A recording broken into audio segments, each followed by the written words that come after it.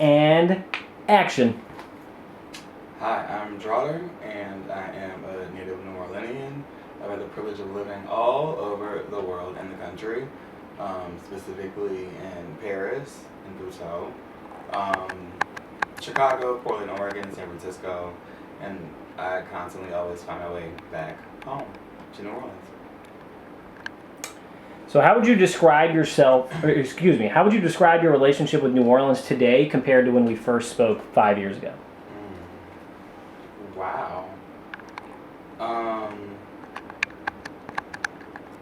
well, first and foremost, 5 years ago when we spoke, um, I was living in my mother's house. And now we're sitting in my house. So I've become a homeowner in the great state of Louisiana, but specifically the city of New Orleans. How's my relationship changed in the past 5 years? I say, I think I deeply connected to my artistry. Um, I've always been a poet and a photographer and a filmmaker and a model, and I explored my art forms, I think, in sections before I came back home, and I never had the chance to really appreciate being a multi-hyphenated artist until I came back until recently. Um, and I think it also kind of like coincides with my relationship with the city. I think I've always claimed uptown because I really grew up uptown in Central City, but the older I get, the more I also realize the importance of all of the different facets and neighborhoods that make up New Orleans. Like New Orleans. I sound like an old person now, but yeah, it's not just uptown. Like Mid City is important, Gentilly is important, the Ninth Ward is important. I really had a chance to explore each neighborhood on a deeper level since I've been back in the past 5 years. In my adulthood, a lot more than I ever have, especially like when I was here in college. The Marigny is important. The French Quarter is important. Um, the lake is important. All these things. Algiers is important. You know what I mean? English Turn. Like all of these spaces make up this great city, and I think in the same way that I've been able to just dive into the fact that I'm not just one kind of artist, but I'm an artist that encompasses multiple forms. Um, there's a beauty in seeing the parts of a whole in something. There's a beauty for me just being an artist when I say I'm an artist because I do practice multiple crafts and I release work in multiple formats. And I think it's the same thing when I think about this city. Like when I think about New Orleans is the makeup of all of the neighborhoods, not just one. So you've answered a bit of this next question already, but I'm sort of curious to see if you have a more in-depth perspective. So how has your sense of home shifted over the past few years? It could be literal, like buying a home. If so, what events or experiences have shaped that shift? I'm gonna pull this out. Yeah, please. This is my book. It's my first book that I've written. It's a coffee table book, so it is a photography and poetry collection all the way through. It's a loaded question. Repeat it one more time. How has your sense of home shifted over the past few years? If so, what events or experience have shaped that shift? That's why I brought up the book. I think it makes me look at my roots. It makes me look at my roots. Part of the reason why the cover of the book is half of a house, half my face is because this is my grandparents' house that was in the 7th Ward. And I think it's important to like really acknowledge where you came from, especially here. Like there are so many people who will claim the neighborhood that they grew up in as the space. Just giving me a deeper appreciation to be a part of this community. I've had the experience of living all over the world and seeing lots of different people live and inhabit their own communities. And sometimes, in most cases, some people just don't leave where they grew up or where they were raised. I'm different, like I have, and it shifted my perspective of If so, what events or experiences have shaped that shift? Yeah. So COVID or buying a house or life events or I don't know. I feel like COVID won because COVID brought me back home. Mm-hmm. I was in Portland, and Portland was my COVID city, and I was honestly miserable there. And every time I feel like I'm in a space and I'm miserable, I have to come back home. Like, I miss the food, I miss the people, I miss hearing the wild conversations on the street. It's really helped me appreciate this space even more. Like, I never thought I'd buy a house. I never thought well, I'm not gonna say that. I never thought specifically I'd buy a house here. Because I was a person that left to go get my experience in like work and like art, and then I came back. And I think losing my grandparents' house, because we sold it when I was in high school, made me also just value the importance of owning property in the place that you come from. I think becoming a homeowner shifted me into a state of adulthood I never really expected to be in at an early age. But it kind of helped me ground myself in reality, and also it did shift my perspective. Like, I had to grow up and not really look at someone else taking care of something for me, but I had to focus on being the person that took care of the thing that I owned. And I also think that makes me just make different decisions in like how I come in contact with like kids on the street, or like how I vote, like being a part of this community and having like an actual ownership piece in it makes me care about it a whole lot more than I ever had before. Makes sense. How do you remember the neighborhoods you grew up in? Have they physically or emotionally changed for you? That's a deep question. There's a fucking shitload of construction right now uptown. Sorry. Hey, you're good. But yeah, they've shifted. I still remember them vividly. Like, I still remember them like how I saw them though. Even like when I look at like Ferret Street's one thing in particular, because I live 2 blocks away from Ferret Street. The Willow School used to be called Lusher Charter School, and I was there K through 12. So at the Willow location and at the location on Ferret Street. When I was in high school and I went to Loyola for college, I got to see the physical change of Ferret Street in particular. And Ferret Street used to be one of those streets that like you could not really walk down. Like, it was dangerous. And now it's like there's Val's and like fitness studios, and like I work at one of them, and then like the Dat Dog used to be like in a little shack that was like the Bubs. Now there's a Bubs, but the Dat Dog used to be a Bubs. Well, yeah, the Bubs used to be a Dat Dog. I'm sorry, but now Dat Dog's across the street and it's huge. It's wild. I think gentrification's played a big part in the shift of the neighborhoods. I think it's also priced out a lot of people who are natives. Some people have been fortunate enough to hold on to their properties and like pass them down to their children. But it's weird. Like, it's like in my brain, because my memory is very photographic, like I'll see the thing as it was, and as I'm looking at it, I'm like, this is it now. Even in like Central City, like there's a Starbucks on like Washington and Claiborne. I never thought there'd be a Starbucks on Claiborne Avenue. It's interesting seeing the shifts of the city. I also think it's great too because it does bring lots of business. It does offer lots of jobs for people in lots of different ways. But personally, I also think that it waters the city down. I saw like a meme the other day and it was like, I miss the old New Orleans, like this shit was watered down.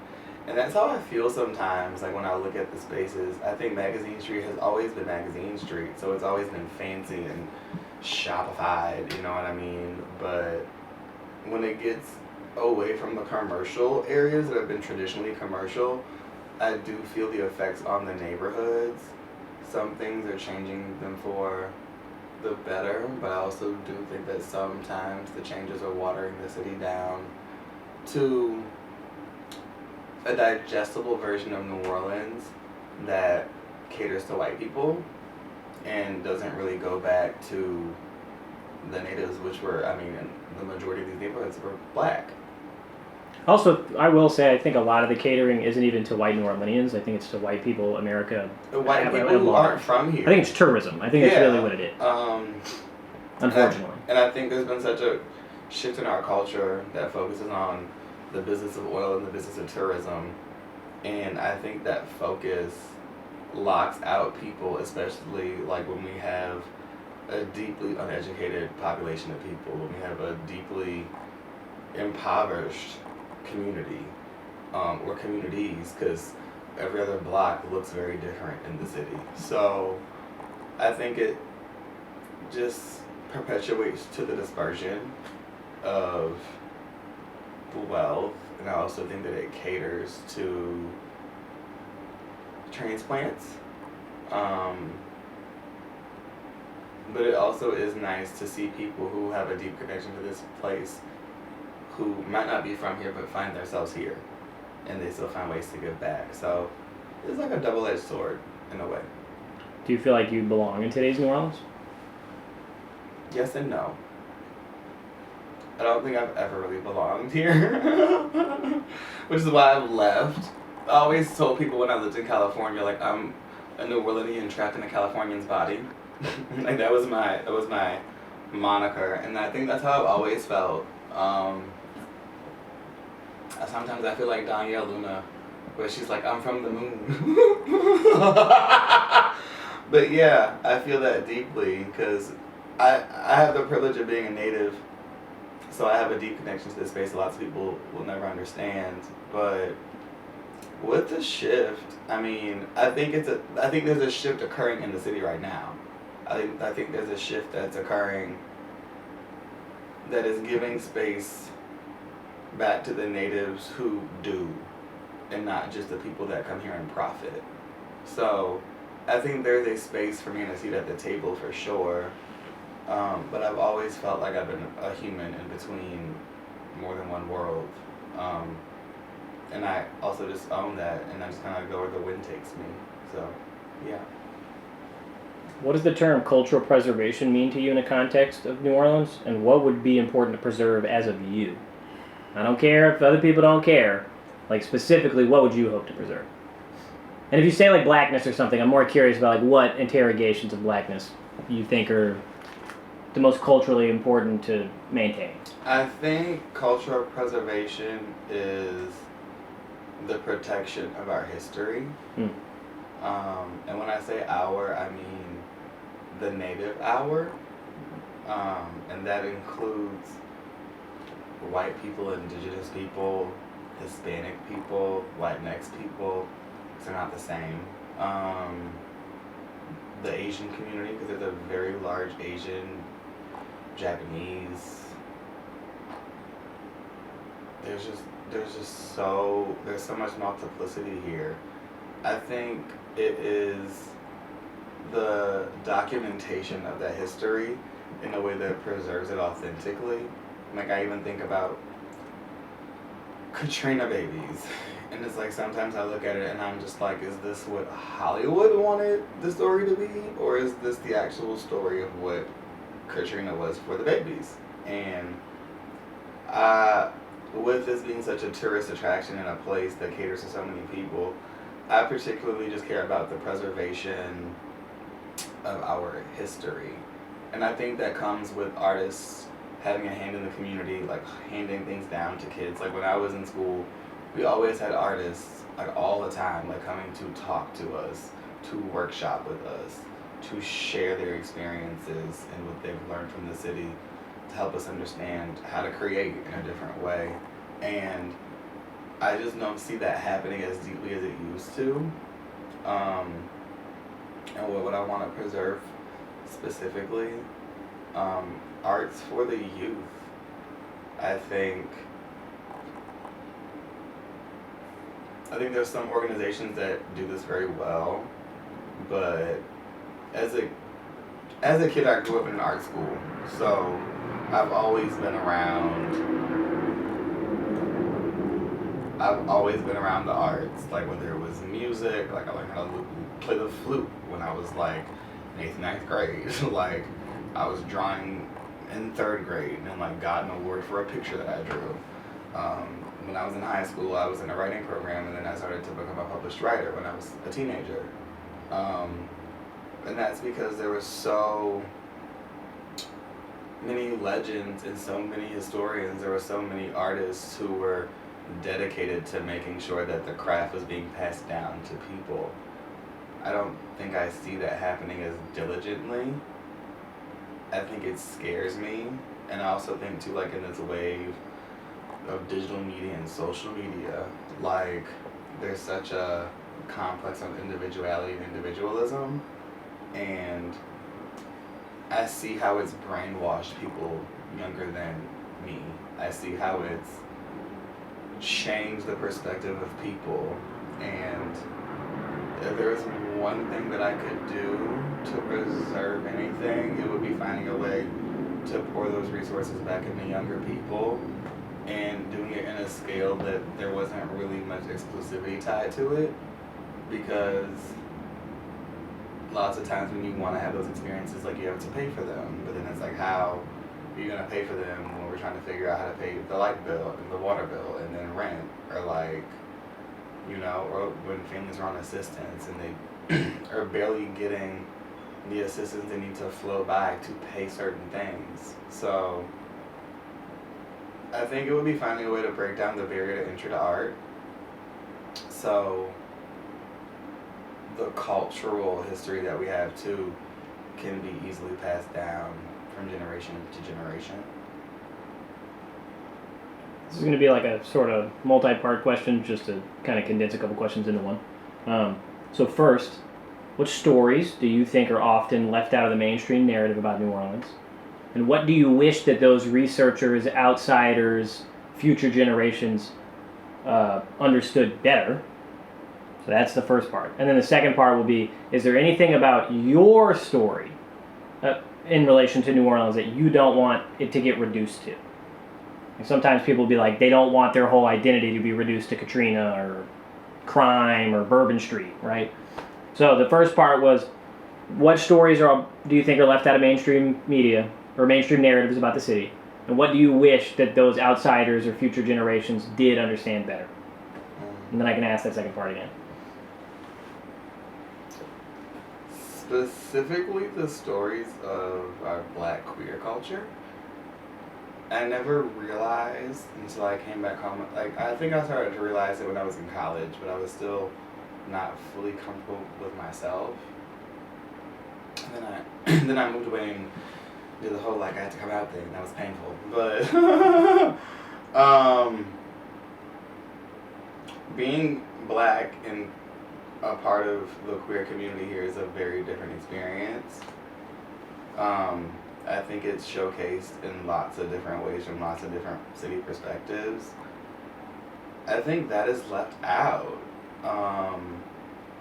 Also, I just think the nature of what it really truly means to be a New Orleanian is left out too. Like, I think when you see narratives filmed in the city of the city, they're about like vampires and like witchcraft and like hoodoo, and like the city is a deeply spiritual place, but we're also just people, and they're people within separate communities in the city, and that's never showcased. Like, I can think of a number of shows that showcases like what it's like to be a Black woman in New York.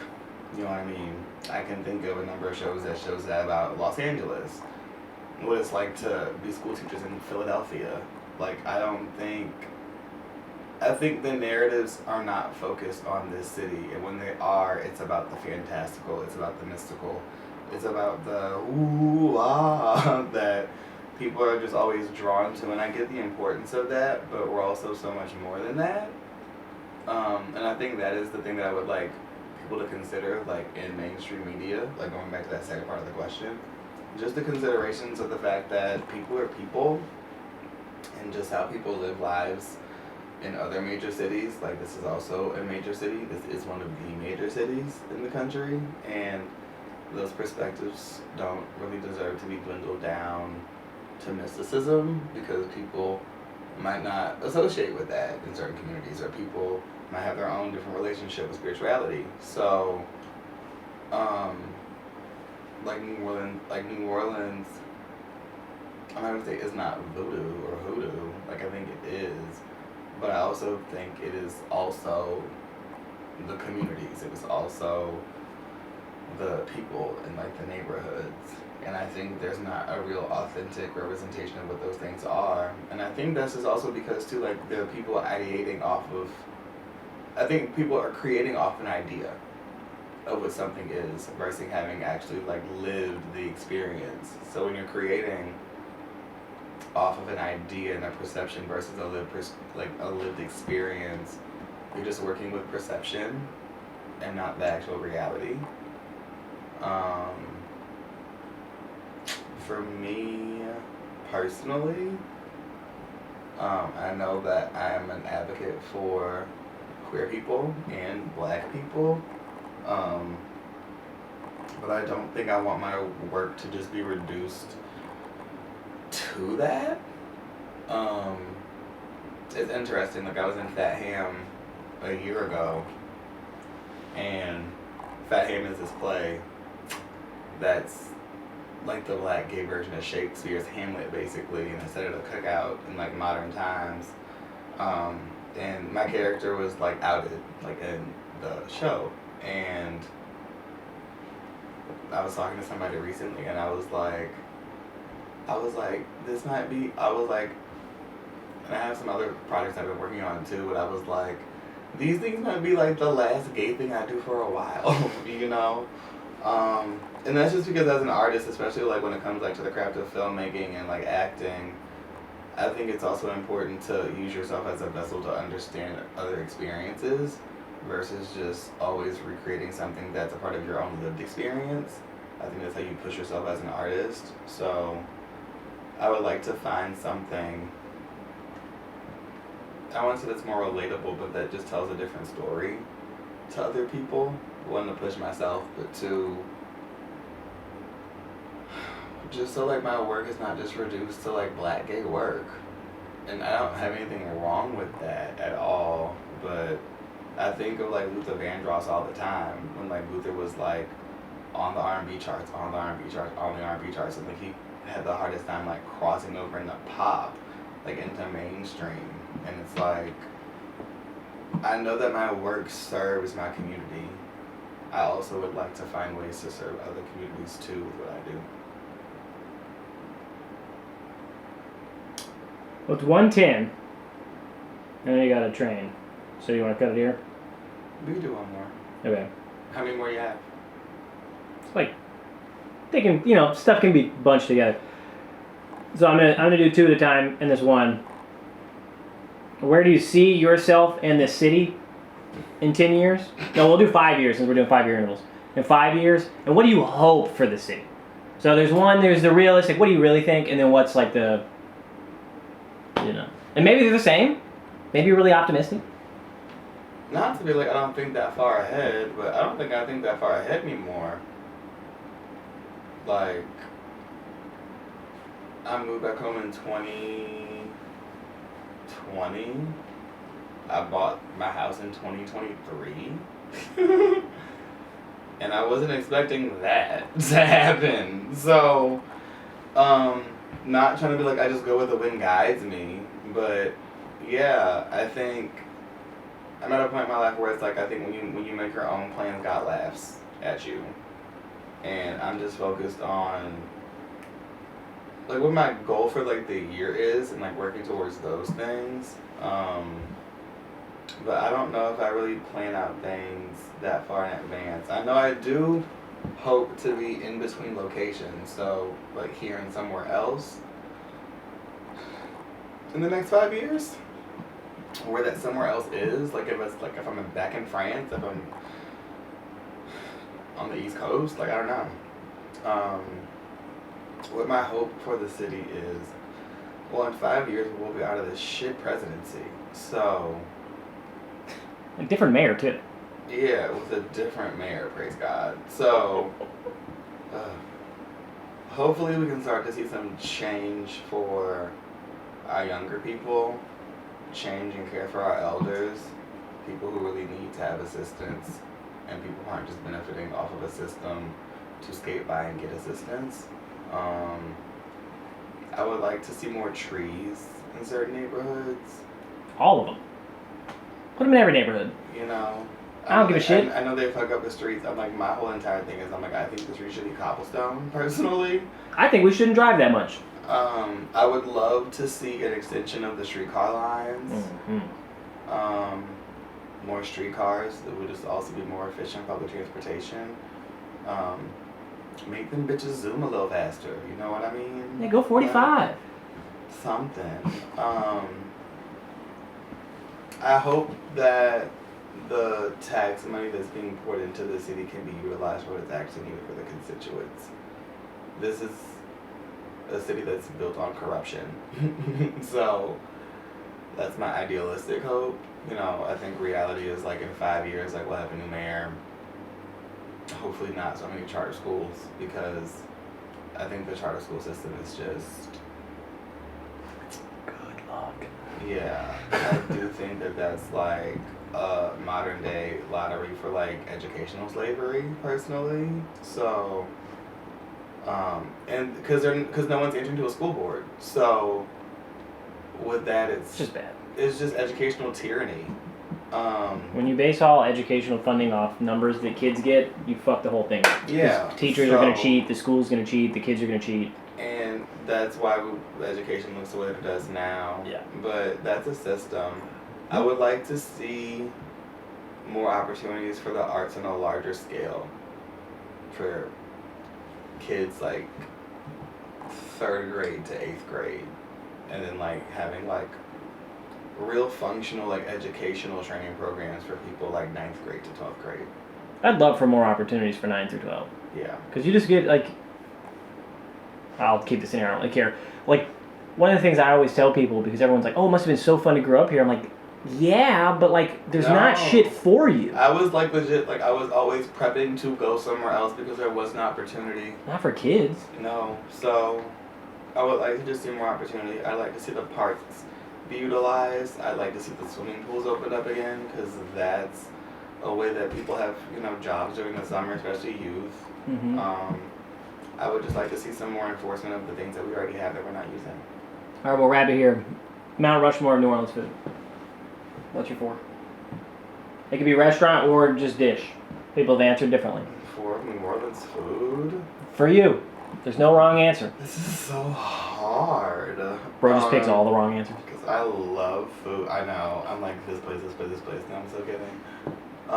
He's like, muffalata, number 1. Okay. God, I don't eat those. Me either. I don't like those. I think first and foremost for gumbo is always my house. Slash, if you need to go get gumbo from somewhere else, I say go to Orleans Brothers in the East, because it's delicious. And the pralines are crack. Everything Orleans Brothers is crack. This is a hard question, because I love food so much. You said the Mount Rushmore of food, that's crazy. I would say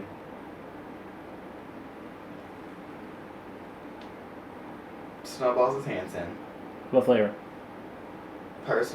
My personal flavor, I get the vanilla bean and the honey lavender mixed together. Okay. With I like smoke on top. Everyone has said snowball so far, so I like giving people's orders. I like knowing. It's a very fragrant and bougie snowball, but I am fragrant and bougie, so that is me. Yeah, you got a white lady snowball. Yeah, this is a white home. 3.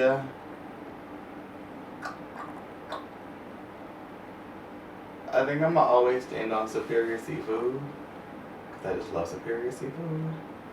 That's real. In like a hole in a wall situations. I don't know. This is hard. I'm gonna do like an A-B for 4, I'm sorry, but I would say Parkway Tavern for po' boys, because I love a Parkway po' boy. And then My B would be Keys for chicken wings because I love Keys' chicken wings.